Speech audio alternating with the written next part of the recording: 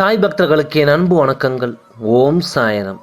என் அன்பு குழந்தையே, உன் துணையிடம் மிக மிக அவசரமான செய்தியை சேர்க்க வந்துள்ளேன். கேட்காமல் சென்று விடாதே. உனக்காக படைக்கப்பட்டவர் உனக்குத்தான். அதில் எந்த ஒரு மாற்றமும் கருத்தும் இல்லை. ஆனால் இப்பொழுது இருக்கும் சிக்கலில் ஆளுக்கு ஒரு திசையில் பயணம் செய்து கொண்டிருக்கின்றீர்கள். இங்கு யார் யாரிடம் பேசுவது என்பது பெரிய பிரச்சனையாக இருக்கிறது. அதுவும் யார் முதலில் பேசுவது என்பது பெரிய போராட்டமாக இருக்கிறது. ஏன் இப்படி இருக்கிறது என்று தெரியுமா? உங்களில் இருவருக்கு இடையில் விட்டு கொடுப்பது என்பதே இல்லை என்பதுதான் என் அன்பு குழந்தையே. குடும்பத்திற்குள் யார் தாழ்ந்து போனாலும் தவறில்லை. தவறு என்றால் மன்னிப்பு கேட்பதும் தவறு இல்லை தானே.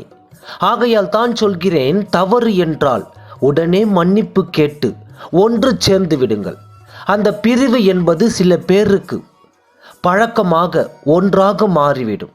ஒரு நாள் பிரிவு ஆனாலும் தாங்க முடியாதது போல் தோன்றும்.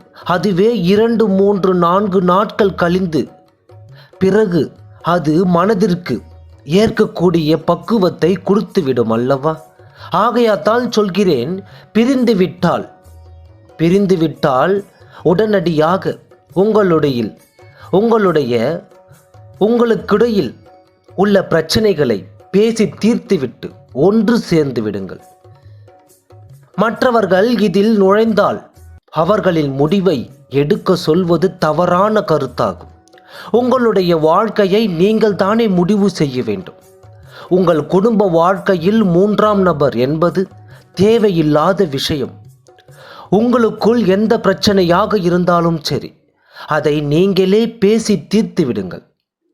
மற்றவர்களிடம் பொய் சொல்வது, மற்றவர்களிடம் போய் ஆறுதல் தேடுவது என்பது உங்களை மேலும் பிரச்சனைக்கு உள்ளாகத்தான் போகிறது. ஆகையால் தான் சொல்கிறேன், தவறோ சரியோ எந்த முடிவாக இருந்தாலும் நீயே எடுத்துக்கொள். மனதிற்குள் பக்குவம் வந்துவிட்டால் நீ தெளிவாகத்தான் முடிவு எடுப்பாய். இந்த சாயப்பா நீ தவறான முடிவு எடுப்பதற்கு எப்பொழுதும் துணை போக மாட்டார். தவறு யாரிடம் இருந்தாலும் மன்னிப்பு கேட்பது இப்பொழுது இல்லாத ஒரு விஷயமாக இருக்கிறது. அதனால்தான் இன்னும் சில குடும்பங்கள் பிரிந்தே கடக்கின்றன. மன்னிப்பு என்ற ஒற்றை